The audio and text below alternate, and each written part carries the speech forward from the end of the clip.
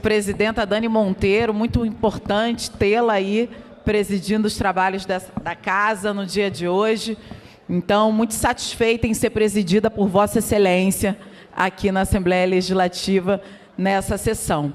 Senhora presidenta, o nosso voto é divergente, acompanha o voto do deputado Cozzolino, justamente porque entendemos que não dá para um fundo que é de combate à pobreza acabar pagando as custas do cartório, os cartórios que dificilmente a gente faz o debate aqui, que são ricos, que cobram fortunas. Então, a gente vai tirar do fundo da pobreza para dar para cartórios?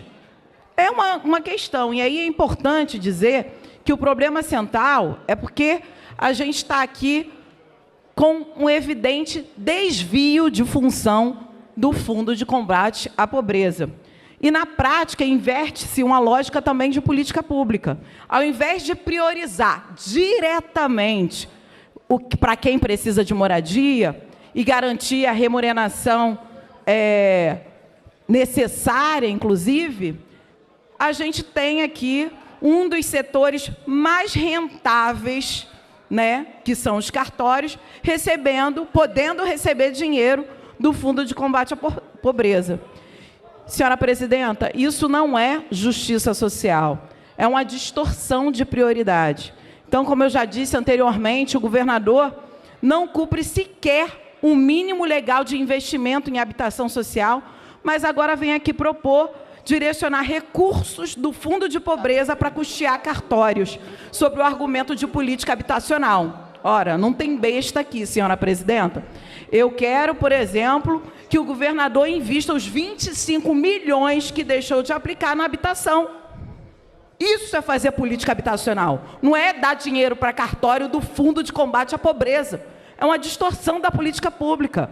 Então, obviamente que a gente quer mais moradia, regularização fundiária com eficiência, mais política pública na ponta, e não arremedo para dar mais dinheiro para cartórios. E, obviamente, não se pode criar um fluxo de recursos públicos que priorize a remuneração intermediária ao invés do resultado final, que, obviamente, e que todos nós defendemos aqui, de ter moradia digna, com qualidade para a nossa população. Por isso, acompanho o voto divergente. Obrigada, presidenta. Obrigada. Senhora presidenta, lhe cabe muito bem esse papel de presidir essa sessão. E aí eu quero falar com a população do Estado do Rio de Janeiro sobre esse projeto. Na última semana, senhora presidenta, eu estive em Mesquita, numa cooperativa de catadoras de... Deixa eu só contar uma história, porque eu acho que não é pouca coisa diante do debate que nós estamos fazendo aqui. Eu estive, deputado Cozzolino, em Mesquita, numa cooperativa de catadoras de materiais recicláveis. Ali, tínhamos pelo menos 10 mulheres que, pelo menos 5, me disseram: deputada, a água na minha casa chegou no ombro, dentro da minha casa. E outras disseram: não é a primeira vez que a água invade a minha casa. Invadiu agora, não foi a primeira vez, e eu tenho certeza que agora eu vou trabalhar muito catando material reciclado para conseguir repor tudo que eu perdi na chuva. E aí, deputada, eu sei que no ano que vem vai vir uma nova chuva e a minha casa vai ser alagada novamente. Eu tentei fazer aquele cadastro do cartão Recomeçar, mas eu desisti, porque o cartão Recomeçar do ano passado eu não consegui receber. Ou seja, estamos falando de moradias que são indignas, em áreas de risco, e que não há qualquer ação do governo do Estado para atender essas pessoas que hoje estão em moradias precárias, em lugares que podem encher a qualquer momento com qualquer chuvinha. E são pessoas extremamente pobres, onde a pobreza grita aos seus olhos, aos seus ouvidos, que ao pensar numa chuva, ao ver nuvens mais pesadas, essas pessoas não conseguem dormir. Isso eu estou falando num estado que tem pelo menos um déficit habitacional de 500 mil moradias.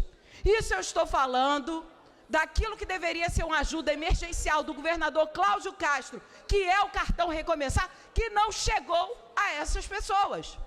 E agora eu vejo aqui, com tamanho espanto, o Fundo de Combate à Pobreza, pronto, 5 bilhões, mas não chegou a ser executado pelo menos 3 bilhões.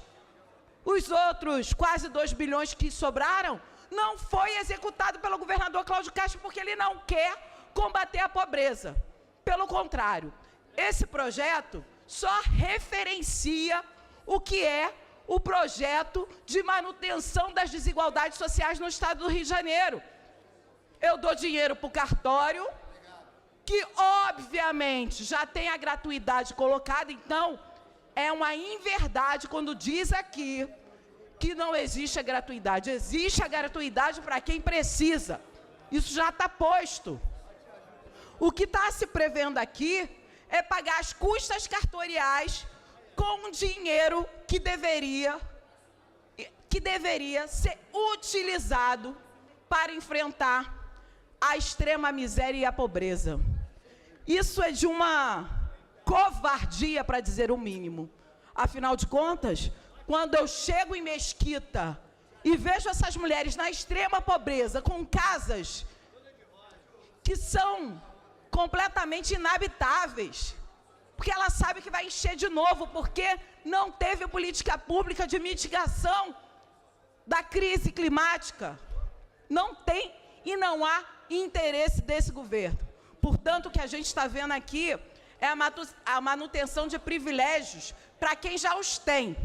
E os pobres, que sempre foram colocados na segunda, terceira prioridade, se é que existe prioridade para pobre, de novo vai sofrer com recursos que deveria combater a pobreza nas mãos dos cartórios.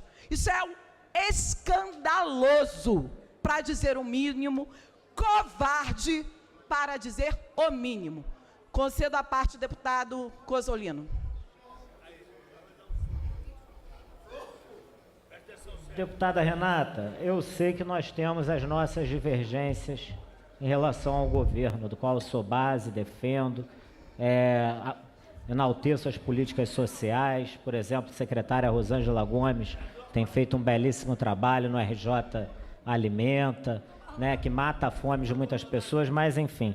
Eu só gostaria aqui de fazer um pequeno esclarecimento, que eu não advogo contra cartório, eu aqui sou a favor da regularização fundiária, mas entre advogar para cartório e advogar para o povo, eu prefiro advogar para o povo. E nós, que somos deputados aqui nessa casa, temos que olhar pela boa aplicação dos recursos públicos. E sobre o pula-muro do governo, eu nunca vim para cá bater em secretário do governo, nem extorquir qualquer órgão do governo com CPI. Muito obrigado. Muito obrigada. E aí, reforçando a fala que eu tinha feito no meu voto divergente a esse projeto pela Comissão de Orçamento, eu quero saber aonde o governador deixou de aplicar na habitação pelo menos 25 bilhões, 25 milhões. Ou seja, queremos, obviamente, moradias, mais regularização fundiária, em especial nas áreas hoje submetidas aos criminosos. Queremos, sim, mais política pública na ponta, para quem hoje está precisando de uma habitação, para quem hoje precisa morar, diante de situações alarmantes que se repetem a cada chuva, que é perder tudo, quando não perdem a própria vida. Então, hoje, o que a gente está vendo aqui é uma distorção de prioridade. O que a gente está vendo aqui é exatamente a lógica de sempre. Priorizar quem já tem, ou seja, qualquer cartório que dizer que não é rentável o seu trabalho, realmente, então vamos ter que abrir as contas do cartório, dos cartórios, porque é sim uma atividade rentável. Então, de novo, A política pública que deveria chegar na ponta para quem precisa de moradia digna concreta está sendo utilizado por falácias tecnicistas, supostamente tecnicistas, para retirar do fundo de combate à pobreza aquilo que lhe é central, combater a pobreza e a desigualdade. E para aquelas mulheres que eu estive no último fim de semana em Mesquita, vocês vão ter voz e vez aqui na Assembleia Legislativa do Estado do Rio de Janeiro. São mulheres, mulheres negras, uma maioria de mulheres que, por exemplo, lutam para sustentar a sua própria casa. Então, essas mulheres, inclusive, são conhecidas como as Carolinas de Jacutinga, em Mesquita. Então, tenho o meu apreço e a minha força de trabalho aqui na Assembleia Legislativa para não deixar que desigualdades como essas passem batido, como se fosse apenas um debate tecnicista. Muito obrigada, senhora presidenta. Não, muito rápido, só porque esse projeto disciplina a utilização de câmeras e dispositivos de vídeos em imóveis, e eu lembrei que não teria como não lembrar das imagens que foram retiradas de imóveis diante daquela arbitrariedade, absurda situação de abordagem policial em que a gente teve o assassinato de uma médica negra do INCA, né, especializada em saúde das mulheres. E quando a gente vê uma morte como essa, não é só a indignação que nos causa uma comoção. Andréia Marins, ela, inclusive, especialista em saúde da mulher, ela, mulher negra, voltava do encontro com seus pais e o seu carro foi supostamente confundido com um carro de criminosos. E a polícia atirou. E quando as imagens de vídeo dos imóveis local demonstram, inclusive, o policial falando: sai daí, bandido, perdeu, alguma coisa nesse sentido. Eu fico imaginando, deputada Dani, Vossa Excelência, presidenta da Comissão de Defesa dos Direitos Humanos, se isso aconteceria na Zona Sul do Rio de Janeiro, nos bairros nobres do Rio de Janeiro.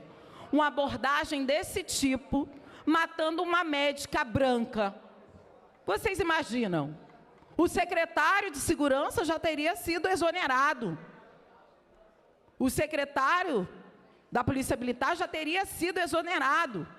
Mas não, foi uma médica preta, do subúrbio do Rio de Janeiro, que foi morta, assassinada, numa abordagem absurda da Polícia Militar no Estado do Rio de Janeiro. Não é um caso isolado, já vimos isso acontecer antes. Inclusive, quero aqui deixar a minha solidariedade para essa família enlutada, minha solidariedade para os seus companheiros e companheiras de trabalho, e aqui especificamente quero deixar o meu abraço ao Marcelo Belo, que é diretor do INCA, ali em Vila Isabel, onde ela trabalhava. Deixar um abraço forte às assistentes sociais, às outras médicas que tinham ela como referência.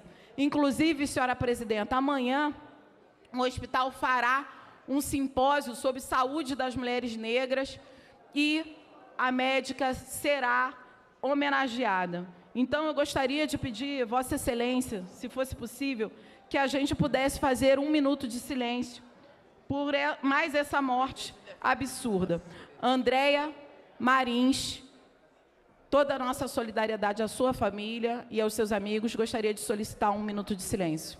A presidência defere o pedido de Vossa Excelência, 1 minuto de silêncio.